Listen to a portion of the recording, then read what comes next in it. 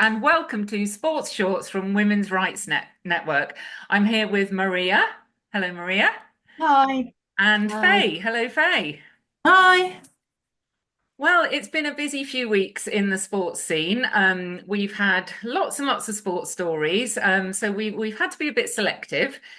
One of the things that caught our eye a couple of weeks ago was Seb Coe, Lord Coe, coming out and unequivocally stating that if he was elected to president of the International Olympic Committee, he would protect the female category. And, it got a lot of coverage. And thank you, Lord Coe, for coming out and actually stating what should have been stated years ago. We all got a bit excited, but actually it's a bit premature because obviously he hasn't actually got the job yet. So we'll just have to wait and see how that pans out. But if and when he does become IOC president, I think women's sport can look forward to some protection and some fairness, and just as importantly, if not more, some safety. So wait and see. Football's been in the news quite a bit lately, and last week there was a protest outside Wembley about the FA's terrible policy of allowing people to, or men, let's call them what they are, men to effectively self-identify into women's football and it's a big problem, especially in the lower leagues. The protest got a lot of publicity, and great. It all helps to raise awareness of these terrible, terrible rules. Um, Today we were due to protest in Blackpool at the Ultimate Pool event, where a male is currently, probably as we're recording, competing in the final against a woman for the women's series. So that was another protest. Unfortunately, Storm Burke got in the way. And we were going to protest in Oxford a couple of weeks ago when Emain Khalif, the Algerian boxer, was due to come to talk to the Oxford Union, but sadly he bailed out. So we all went and did something else instead. So quite a lot of protests. And the thing to remember is that these are getting a lot of attention. And finally, women's sport is in the news and people are waking up to the destruction of our sport. So whether you think actions are a good idea or not, at least it's getting the message out there. And every time we go on the streets, we get so much good feedback from people who are aghast at what the leaders of our sports have done. So there we go. Got a couple of sports things to mention. We've got this weekend, the Scottish women's curling team won a bronze medal at the European Curling Championship. So well done them. Worth mentioning that the Scottish curling governing body is one of those sports that allows males into the female category. So well done, women, for doing it against all the odds. And then Bryony Page, our GB trampolinist, was just voted Olympian's Olympian at the Team GB Awards, and very well deserved. So well done, Bryony, and well done, Scottish women's curling team. Right, we're going to go into the meat of our broadcast this week, which focuses on a very important piece of work that affects every single woman and girl who ever uses a leisure centre or goes to a swimming pool, a public swimming pool. So that's millions and millions of women and girls. And Faye is going to talk to us about the Women's Rights Network Leisure Centre report, which, when I looked at some of the research that you've done, I was utterly shocked. So, Faye, tell us what the report found. Yeah, so it took quite a while, this piece of work. It's something that had to be done, evenings, weekends, that sort of thing.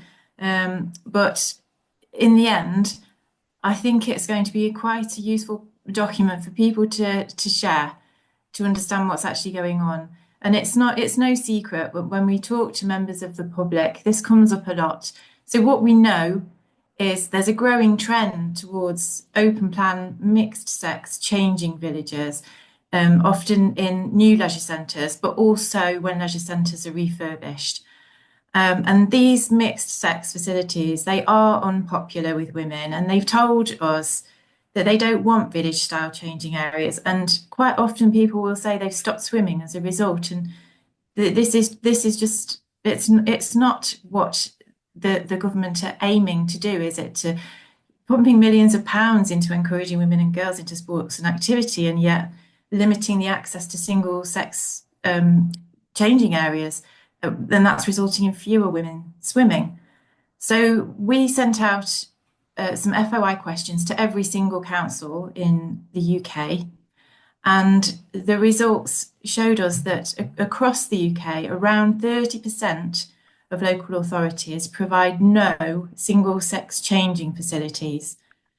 So in many areas, there's nowhere you can go to change in a private and dignified way if you're a woman. So that has huge implications. If there's that a 30%, that's nearly a third of public facilities. So if you are a woman of a certain faith, maybe, or a woman who has experienced traumatic, had a traumatic experience and doesn't want to be near men in a vulnerable position, you have nowhere. You know, this is the thing, and I think that this situation is not going to get any better because more and more of these new leisure centres are popping up, and this is the standard design which architects are following Sport England guidance to, in order to provide these new leisure centres. Um, I mean, you would think that if you were following Sport England advice, that would be the best advice, wouldn't you? But actually, we know for a fact now that there is no risk assessment. And there have been several high-profile incidents of voyeurism and sexual assault in mixed sex changing areas in swimming pools in the last decade. There were some specific examples in the report, but there's one particularly bad one at the end of last year where two men were convicted of, I think they had around 5 or 6 thousand images of women and children in, and they were actually mining information on these people's social media profiles. It was a really horrible case, and it caught a lot of people's attention. And people have started asking questions about whether it's right to be building these open plan village style changing areas with no regard, no mitigation for any of the risks that these risks are real. So what would you suggest women do? I mean, Maria, you had a bit of experience of this, didn't you, with your local council? Yes, that's right. The My local town, the leisure centre, which includes a very popular open air pool, visited by everyone, has just started, in fact, on a refurbishment program, and they consulted with the members of the club. And one of the things they put out there straight away was, we want to have this village, this changing village, so that families can change together, and it will be fantastic. And of course, when you look at something like that, if you're coming at it from a particular perspective, you think it's actually a great idea, and it's only when, as Faye has said, that you realise it's a massive safeguarding issue, that you realise that it's actually wrong. It's the wrong thing to do. However, in this case, people were consulted. They said, continued to say that was their intention to build this changing village. However, it went to a council meeting for agreement, and it was recorded that the council want continued single sex changing facilities, which is what's going to happen in this case. And I know a lot of my fellow WRN members, in fact, local WRN members, and women I know in the town who were really concerned about this. They used the facility. They had said, basically, we're not going back. Yeah, if this plan takes effect. So thankfully it didn't. In fact, we didn't even need to campaign, because there were those people at the council who saw what this was all about and stamped on it. Thing is, you Had have a to be good really, result. sorry, you have to be really on the ball, don't you? As Mm, a member of the public, you have to mm, know that your local leisure centre's going to be refurbished. because often this isn't publicised widely. You have to know that there's a consultation period. You have to know that you're actually allowed to voice your opinion, and should do so. I mean, Faye, we had a letter from somebody, didn't we? Do you want to tell us briefly about the letter we had on this Well, subject? yeah, we had this. It was such an interesting letter. But this amazing woman, she was on it before we published this report. But she found out about a new leisure centre that was going to be built in her area, and she started asking questions. And she had to put in FOI requests to get the answers. And her council directed her to the architects, who responded to her on why this was going to be, a changing village, a mixed sex changing village, and their answer was quite amazing. But yeah, this letter also highlighted that Sport England don't do any risk assessments. So we know for a fact that this is the case. There are no risk assessments when these mixed sex changing villages are put forward, and and this is all based on Sport England guidance. Mm, mm.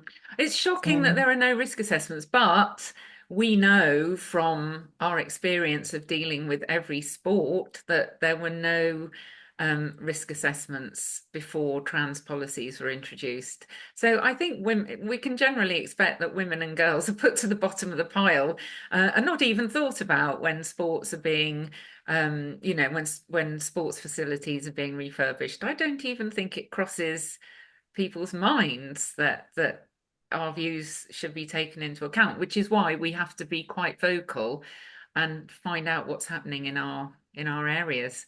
No, yes. I read the report. I mean, it was quite shocking, really. There were some beacons of hope, though, wasn't there? One council in East Anglia that you put up for praise in the report. So very few of these facilities have a specific policy or any sort of guidance on what would happen if a man shows up and says, "I want to go into the if there was a single sex changing area, or more specifically, a women only swimming session." They have no guidance, no policy for what the frontline staff should say or do. But I think it's Chelmsford Council have had this absolutely fantastic policy. It was from start to finish. It referred to the Equality Act. It referred to exemptions. It referred to we want to promote women and girls to be active, as part of different programs, different government sponsored programs. It really was very good, and as part of the follow up, it will definitely be something that I would hope we'd use as a blueprint to Mm. show to other councils, look, this is how to do it. This is how you can protect women only spaces and activities with a good policy, and it draws a line. It's clear, it's workable, and it's easily understood by frontline staff, and hopefully, easy to act on as well. Well done. I mean, it's a brilliant report. It's well worth reading. Do you have anything else to add before we move on? Well, just that one of the other shocking things that the report highlighted was the only 28 out of 139 women-only swimming sessions actually exclude males who identify as women. So there's a big issue with how these sessions are advertised. If you think you're going to a women-only swimming session, you may not be. Mhm. It may not be female only. In Yeah. most cases, it won't be. So, But also in Northern Ireland, there were no women only swimming sessions at all. So women in Northern Ireland don't even get the opportunity. But yeah. yes, these things it's false advertising, isn't it? Well, it is false advertising, but they would say, no, they are women, but they're not, obviously. I did look up my local council, actually. There's one women only swimming session in the whole county. And when I looked into the fine print, it isn't women only because they accept people who identify as women. So if I turned up wanting a women only session, I wouldn't be getting one in my county. And I actually think it's so dishonest to do this to women, and they will never come back if they turn up to a session to find a male, they will never come back. So you have lost their trust um, forever. So I think local councils really need to have a look at this. I think we're sending the report to all the local councils, aren't we? That's Yes, that's part ongoing. of the follow-up. Yeah. Yes, and also if anybody has any stories they'd like to share with us, then please do write to us at our email address, and we'll leave the email address at the bottom of this podcast so that you can send us your stories, because I think it's really important that leisure centres get to hear Hmm.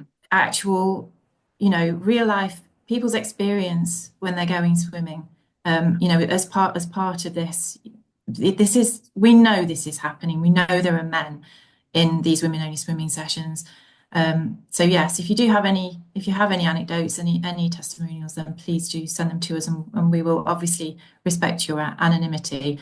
But it would be really good if we can show leisure centres this isn't some pie in the sky thing. This is something that's really happening. Yeah. Well, thank you, Faye, and thank you to all the women who worked so hard on FOIs. WRN Scotland did masses of work. Faye, you've absolutely done a huge amount of work, and I've seen all the rewrites and the amount of work that went into it. So thank you and well done. And that's a fantastic resource. It is on our website. The full report is on our website. We'll put the links in the show notes and at the end of this, if you're watching on YouTube, you can find it. So thank you. Right, from leisure centres to another sport. We are going to talk about pool. Um, Pool has been in the news quite a bit because there are currently two court cases going through for pool. One is against the Ultimate Pool Federation, which is currently running the women's series of pool events, and it's currently on as we're recording this podcast, as I mentioned at the start. They are being taken through a legal process by Lynne Pinches, who is one of the country's top pool players, who was the first woman to forfeit her place in a final of the Champion of Champions women's pool match. About this time last year, November 2023, because her opponent in the final was a male competitor called Harriet Haynes, and Lynne did not feel that she should be competing against a male. There's a lot to this story. Ultimate Pool and the English Black Ball Pool Federation had 18 months ago agreed that they would not allow males into their competitions. However, Ultimate Pool, after 8 weeks and threats of legal action from transgender competitors, decided that they were going to allow males in after all. So basically, they reneged on their agreement to have single-sex pool and really did the dirty, in my opinion. So that's where we are with Ultimate Pool. And then the English Black Ball Pool Federation is also being taken to court by the transgender male, Harriet Haynes, for sex discrimination. That case is going through the courts and due to be heard at Canterbury County Court in April 2025. So there's two court cases going on, but we've caught up with Lynne Pinches, who has come on to tell us what is going on with her action and how life has been treating her, really, because that's a huge thing to forfeit a final that you've worked for. And she told us she's only achieved four major finals in her whole 30-year career. So it's a huge thing. Anyway, we're going to hear from Lynne now. Faye and I spoke to her earlier in the week. Right, we're here with Lynne Pinches, who many of you will know is one of the country's top pool players, has been playing pool for many years, and reached fame last year by conceding a match because she refused to play against a male in a women's tournament. And we're going to catch up with Lynne because she has had a heck of a year. And welcome, Lynne. It's lovely to see you. And tell us Hi. how have you been getting on since the tournament that you forfeited? Well, it's been a bit of a hectic year, plenty of ups and downs.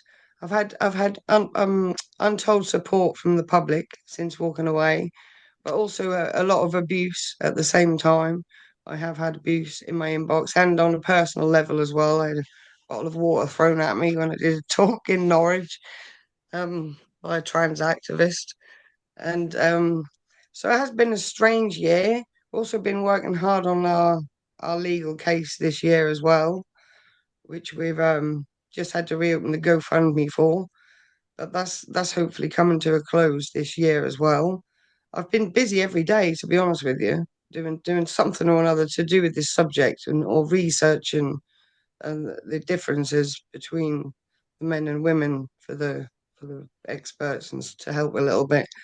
Mm, So mm, yeah, but self-excluding this year has been one of the hardest things, to be honest. Not playing as much has really had quite an effect, a knock-on effect on my mental health. Because every time there's a tournament, I wish I'm there, right? And I think, oh, I should be playing, and that's quite upsetting seeing, oh, my sons both play as well on that tour as well. So I don't see them because they're both grown up, the two oldest ones.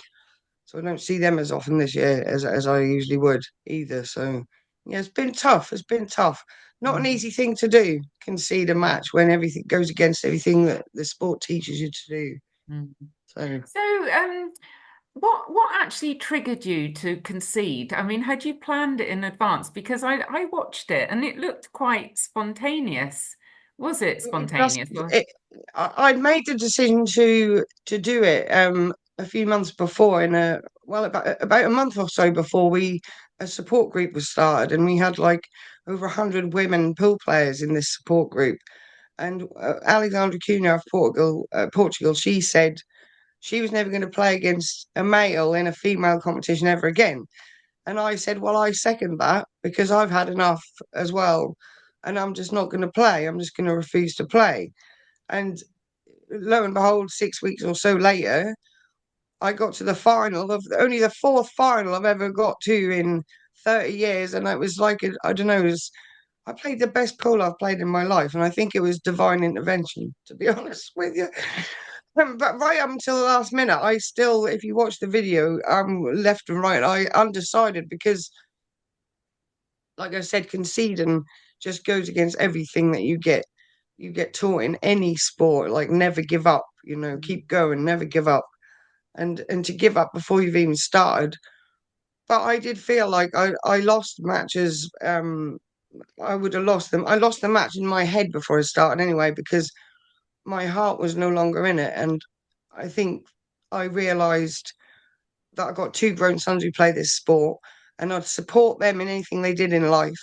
But I wouldn't support them if they did this, if they put themselves in women's sport, knowing they're way better. And when I thought if I can't support my sons doing this, I can't stay supporting doing it within this organisation anymore. Mm, So mm, I just think because I got two sons who play and a brother that plays, I saw a bigger picture than most people. yeah, Having raised two sons who excelled past me when they got to 13 or 14 years yeah. old and started doing things with the white ball that I never taught them to do. And I taught them to play when they were little.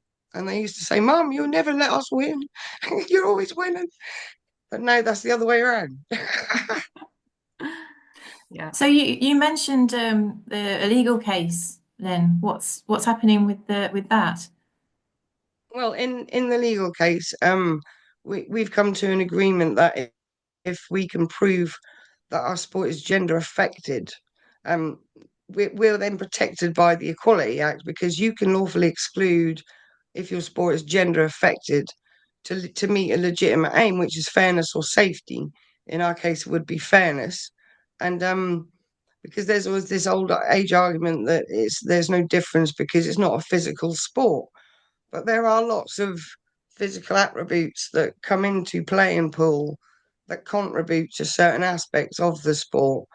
So we have now got two experts, um, who are one's a biologist and one is a Q expert, and if they prove that our sport is gender affected and in their collaboration of their report and their separate report and then one they're going to do together, I think if they can prove that, then the two organisations that we have challenged on their policy have agreed that we will have a male-free women's section, and it'll be for women that are born female only.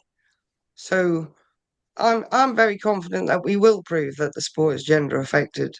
That basically means that there's an already inherent advantage in a male that's already built in, and we only have to prove one. We don't have to prove that there's 10 different advantages, because there shouldn't be any. So as long as there's one advantage or disadvantage in our direction, then that's enough to prove that it's gender affected. So fingers crossed. It But sounds we will like win. it sounds like all the onus has been put on you to prove that the sport Absolutely. is Yeah. gender affected, when actually Yeah. the governing body should be funding this, shouldn't they? Or Yeah, even just saying female sport for females.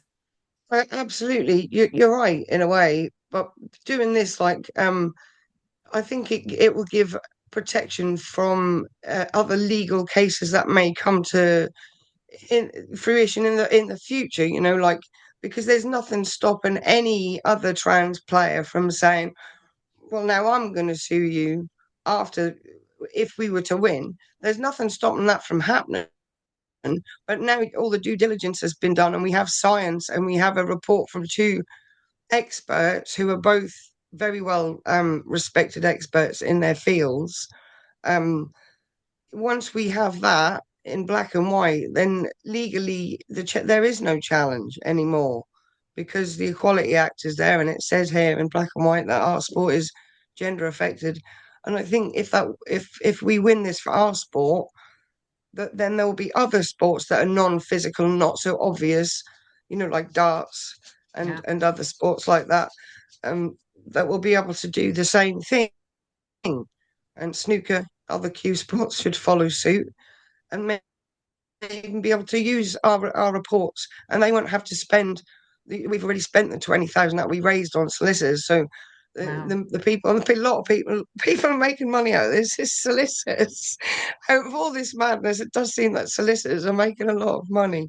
Yeah. But Well, it seems to be, the only way to go. It's such an important case, like you say, it it sets a is really precedent, important. isn't it? Yeah. Yeah, No, we will put the link to your crowdfunder in the podcast so that people thank can you. donate and get your total up a Yeah, little bit higher. You need a bit we more, don't need you? we need just under £3,000 more to complete the case. So not a massive amount. So hopefully we will get there by the time I think there's about 2 weeks left on the crowd justice before the time's up. But yeah, hopefully we'll get there. Okay, fingers crossed. And then you have the other court case as well going on, EBPF court case. Uh, that is coming up April So 2025. just explain what the other court case is. Explain the organisation and That what's happening English. there. This is the English Black Ball Pool Federation, the EBPF. They started a female only section at the beginning of this year, January 24, and they were challenged by a trans player for discrimination for them not being able to play. So basically, that's been going on all this year, and they've set the date for April 7th to 11th in Canterbury in Kent, for a trial, basically, and it's going to court. And this is a voluntary organisation. So unfortunately, I think they are insured. They did put on their thing that they were insured for this, so that's covered. But the case is this again is would set a precedent, because Yeah. to me, the way I see this case is, if the trans player was to win, then one person's making a claim for discrimination. The success of that case would then discriminate against every woman, because Yeah. if they change it back again, then any woman in that organization can say, this is sex discrimination against us. So I don't understand how this has even gone as far as getting to court, if I'm reading the Equality Act as the word sex meaning sex. Because you're Mm. not being excluded because of your gender reassignment. You're being excluded because your sex is male. Yeah. to me, because the categories, you're being excluded by category. So to Yeah. me, it's not even anything to do with gender reassignment. It's Yeah. you being excluded because you're male, and it's that simple. But Yeah. obviously, court, it's got to get to court for you to. Anyone can argue about that, can't they? I'd Yeah. say it means So what it's there's something it does. so there's two cases Yeah, in pool alone, and actually, if you think about it, the whole of the sporting world is waiting for these cases because this translates to every single sport, really. yeah, I Well, just it's yeah, and just this is it's a hard that one of the it hardest is. cases to prove, isn't it? You know, Yeah, it's not a contact sport. You know, it's not running. It is physical. I can yeah, completely see how, you know, it depends on your physicality. But it needs to be proved apparently, and doing it this way, you're proving the most difficult case. I think it's really yeah, yeah. important. I yeah, mean, I don't know why it is, but when you break the balls open in a game of pool, I don't know why this is, but my 10-year-old son, he weighs like 6 stone. He can break harder than I can, and I'm like 12 stone. I'm twice his weight. I'm, a foot taller, and it doesn't make any sense to me, but to the biologist, it will make yeah, sense. yeah, yeah, It doesn't make sense why a man who's shorter than me can reach further on a snooker table than I can. It mm, when he bends in a certain way, but I think it's because my hips are like this and his are flat, yeah. It's so he can go biology. straight up against the Yeah, table. So it's it's things like that you just take for granted, and then you think, how come you can reach that and I can't? It doesn't make sense. But this is what this is what these experts are going to prove, that these things do make a difference. yeah, yeah. Very I often, mean, we have to use rests and the equipment to reach, and the men very rarely have to do that because they're way taller. So that's a yeah. disadvantage for a start, having to use any type of equipment as an aid. Yeah. So, oh, that's actually really interesting that I mean, because a lot of people would think it isn't a gender affected sport, it's just pool. But Mm. actually, you can see that longer reach would be a huge advantage, Yeah, really. absolutely. You know, you'd be able Yeah, to reach balls that you couldn't reach if you were shorter. yeah. And So, you'll often see a woman will change the route that she's going, because in pool there's really an ideal pattern of taking the balls in a certain order to make it easier for yourself. But if all of a sudden you've ran the white too far and now you can't reach that shot properly, you'll think, oh well, I better take if I take this ball first, I can reach a bit easier. And but you're having to take on a longer pot or a more difficult pot. So yeah, it does change the way you play the game as well, like yeah, depending on how tall you are. that's interesting, really interesting. Mm. So, Lynn, what next for you? If when the court cases are finished, are you going to come back to pool? Provided I that, think I will. My son, my 10-year-old son, is going to go on the Youth Ultimate Pool Tour, which starts in April next year, and I've just got some sponsorship sorted out for him. So I'm going to focus on him next year, because, to be honest, after this year, I think I need a year's worth of sleep once this case is over. I'm so tired, like, oh, every day, emotionally drained yeah. is the word. And you know that It that's feels quite something, lonely, even though you have all this support. It's really quite lonely as yeah, well. yeah. And it really can be a lonely place once you've done something like that, and all eyes are on you. And I liked a quiet life. I had quite a quiet life before. I ruined that. I'm sure that I'm sure things will pan out in your Yeah, favor. I yeah, can't believe definitely. that it won't. But how about you, Faye? What do you think? I agree. I can't see that there could be any other outcome other than Mm, pool is a gender affected sport and it should be the female category should be protected. Yes. mm. Yeah, We'll hopefully have some champagne on ice and Yeah. you'll be able and then you'll be able to sleep. I Well, have look, so much Lynn. respect for Blackball, English Blackball Pool Federation, for doing what they've done this year, having a female only section. Unfortunately, I don't play in their organisation, although I have joined it for next year. Mm, On there, I said I'll take a space when one comes up each time. So I'm going to be doing that. Hope, but it's not the rules I want to play. But mm, why not try something new? So I'm not going to give up completely. I am going to do something outside of Ultimate Pool, because our legal cases with them as well, so it makes it a bit complicated for me. yeah. Well, I'm really glad that you will come back eventually and Yeah. take up where you left off really. And good luck, Lynn. It's been lovely talking to you. Yeah. Thank you, Jane. Thank you, Faye. It's been lovely Thanks, talking to Lynn. both of you. Thanks Yes, for Thank giving me you. some exposure Oh, no well, good worries. on luck our with the case. court cases. We'll keep everybody updated and we'll put some links to the crowdfunder as well. So brilliant. Yeah. Thank you very much. Thank Thanks, you. guys. Oh, thank you. That was great, wasn't it, Faye, to talk to Lynn. I mean, what that woman has been through. Yeah, she's a real trooper. She's been very brave. I know it's had a big impact on her life. Mm, And it's good to hear her side. yeah. Yeah. Well, right, moving on from pool. Now we just got a couple of little bits to finish off this week's podcast. We have our In the Sin Bin feature, and Maria has a worthy candidate for In the Sin Bin. Over to you, Maria. Jane, very worthy, very qualified.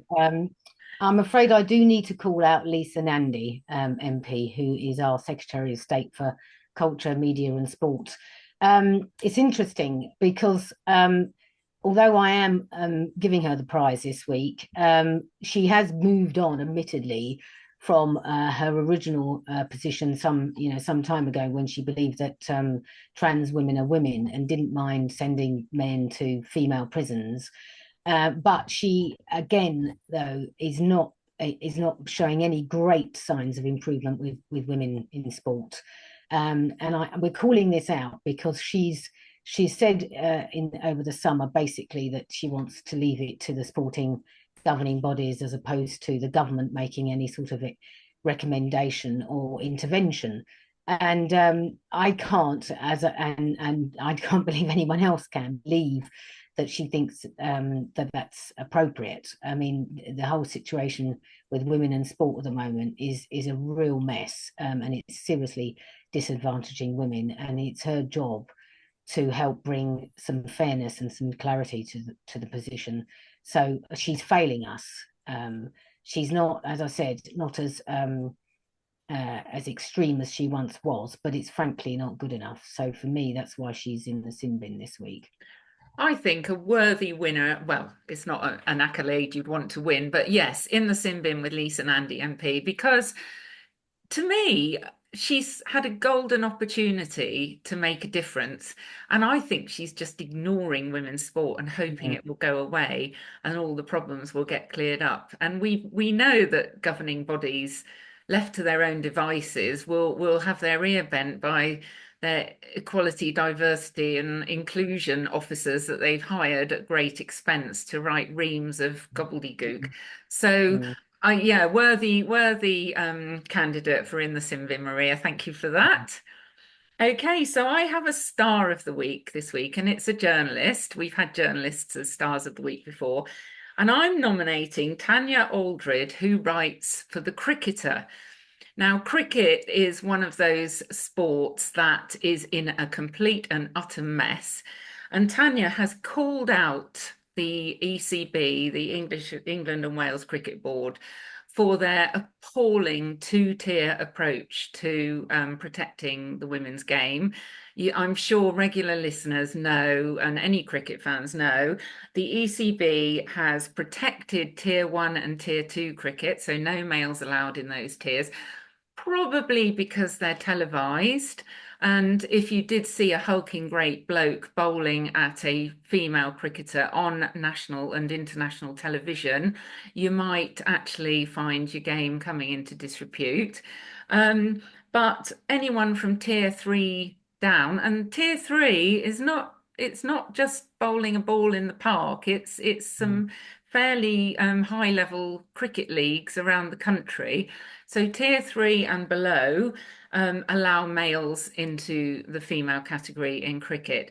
And Tanya has written a really powerful piece in this month's issue of The Cricketer about the policy, also about the disparity policy, where volunteers are supposed to look at players before the game and say, oh no, I don't think it would be fair if you played. So ECB dumping all the responsibility on hardworking volunteers to sort it out. And who's going to do that when they're faced with these chaps coming onto the pitch?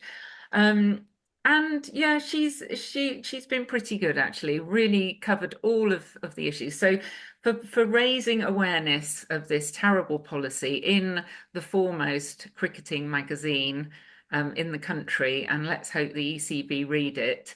And if they read it, actually take on board that they've got to do something about it. So our star of the week, Tanya Aldred, journalist, cricketer, and star in our opinion. So there we go. Brilliant. Well, thank you. We've come to the end, and I just wanted to say thank you, Faye, and thank you, Maria. We've had it's been fascinating listening to what you've had to say. If you want to follow us on X, Instagram, Facebook, what's the other one? TikTok, we're on all of those channels. If you want to contact us, we are sports@womensrights.network. Please drop us a line if you've got any worries about sport. We're hearing a lot about netball at the moment, and we're going to come back to that in our next podcast. Tell us about your experiences of leisure centres and swimming pools.